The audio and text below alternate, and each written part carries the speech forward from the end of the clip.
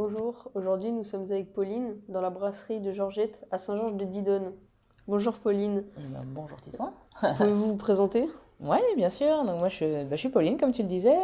J'ai monté la brasserie Georgette il y a de ça presque 2 ans maintenant.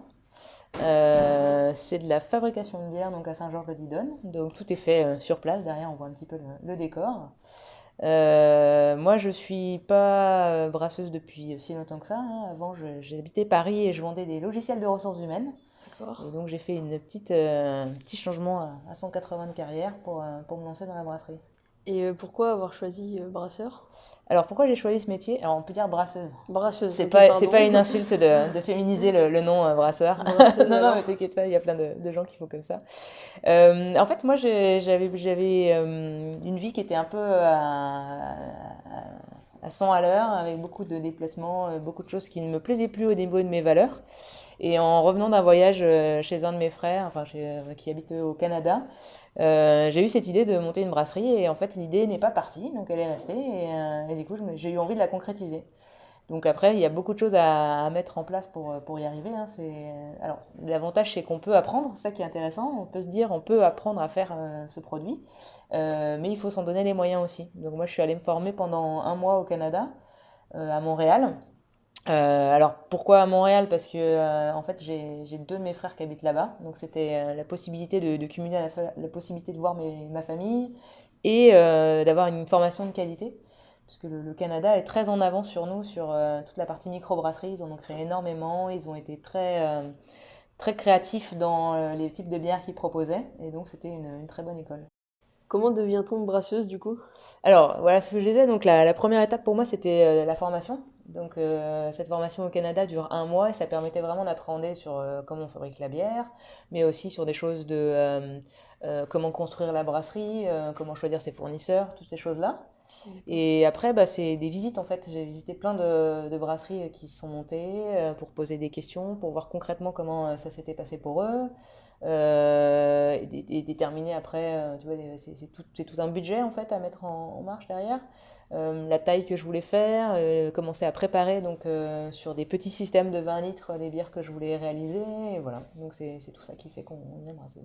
D'accord. Et comment fabrique-t-on la bière du coup? La bière, ouais. Alors, c'est toute une visite, donc je t'invite à un jour venir faire la visite complète, mais si on y va rapidement, par rapport à ce qu'on voit derrière, en fait, la salle qui est fermée, c'est du grain. Donc, la bière, c'est quatre ingrédients principaux. C'est de l'eau, du malt, du houblon et de la levure.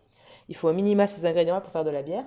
La première étape, en fait, c'est qu'on concasse ce grain, donc le malt, qu'on va mettre dans la première cuve qui va être chauffée. Et à cette température-là, en fait, il y a une réaction qui va se produire, qui va produire du sucre. Et donc, on va ensuite filtrer, donc enlever la partie solide de la partie liquide. Et la partie liquide, on va la porter à ébullition et venir ajouter le houblon. Donc, le houblon, c'est ce qui vient donner l'amertume de la bière, mais c'est aussi un antiseptique naturel. Donc, c'est ce qui va permettre que la bière se conserve dans la durée. Et donc, à la fin de tout ça, on a un jus sucré qui a été houblonné, donc qui est complètement aseptisé et dans lequel on va venir ajouter la levure. Et en fait, la bière, c'est la levure qui travaille. Elle va manger le sucre que je lui ai préparé pour le transformer ça en alcool et en CO2. Donc le gaz de ta bière et l'alcool qu'il y a dans la bière. La bière est un monde assez masculin. Est-ce que ce n'est pas trop dur de se positionner dans ce milieu-là? Oui, alors c'est intéressant ta question parce qu'en fait, à l'origine, c'est les femmes qui brassaient. Ah d'accord. Parce que comme c'est lié à la levure, elles faisaient le pain et la bière. Et après, il y a toute une période de l'histoire qui a fait que les femmes n'ont même plus le droit de brasser.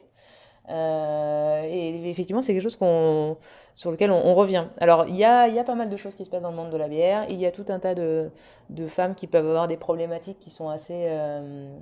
en fait, statistiquement, il y a des études qui ont été faites. Si quelqu'un sait que c'est une bière qui a été faite par une femme, elle va forcément être moins bonne. Si tu veux, des choses comme ça. Moi, à titre personnel, je me sens pas particulièrement impactée ici. Dans le coin, il y a quand même pas mal de femmes qui travaillent dans la brasserie. Moi, je connais d'autres brasseuses, je connais d'autres femmes qui travaillent, alors pas forcément au brassage, mais qui vivent toute la vie de la brasserie. Et en fait, c'est ça toute la beauté aussi de la bière, et c'est pour ça qu'il y a plein de micro-brasseries qui se montent, c'est que ça attire des nouveaux publics. Parce qu'avant, c'était non seulement la fabrication, mais aussi boire de la bière, c'était une boisson d'homme. Donc toute la génération de tes grands-parents, souvent, la dame dit, ah non, c'est une boisson d'homme. Et elle boit un petit rosé pamplemousse. Voilà.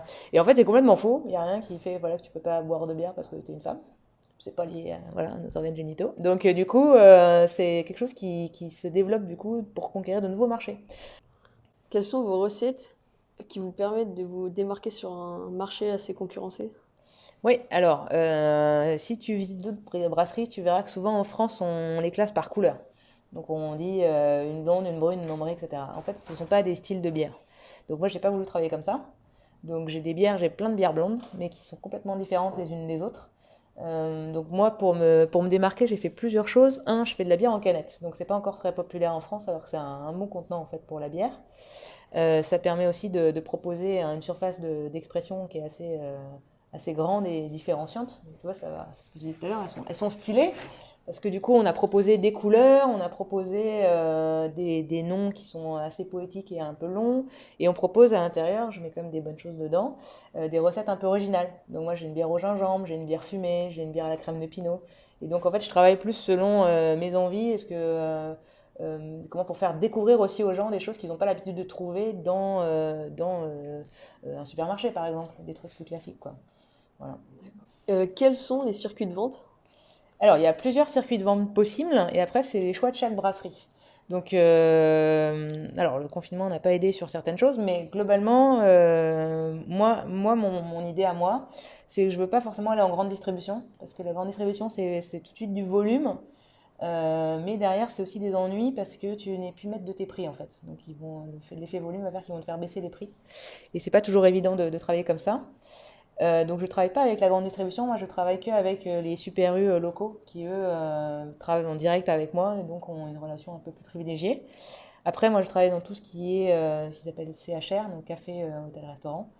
Et donc ça va être des bars, des restaurants. Après, je travaille beaucoup avec les épiceries fines qui veulent des produits un peu qualitatifs. En plus, moi, je travaille en bio sur des produits, tu vois, qui viennent du coin. Donc, c'est toujours un peu plus cher que ce qu'on va trouver sur une bière industrielle que tu trouves en supermarché. Donc, il faut aussi justifier cet écart de prix. Et puis moi, je travaille ici aussi, donc sur ce qu'on appelle la vente directe. Donc j'ai un site de vente en ligne. Je propose aussi toutes mes bières à la pression ici et toute ma boutique voilà, qui permet de les déguster aussi sur place et pour moi de vendre en direct. Et puis tu vois, par exemple, ce week-end, on va sur un salon à Poitiers. Donc ça, c'est aussi de la vente directe et se faire connaître la brasserie. Donc c'est tous ces moyens-là qui font on peut aller vendre la bière. D'accord. Merci du coup d'avoir accepté notre invitation. Avec plaisir. Si tu as d'autres questions, n'hésite pas.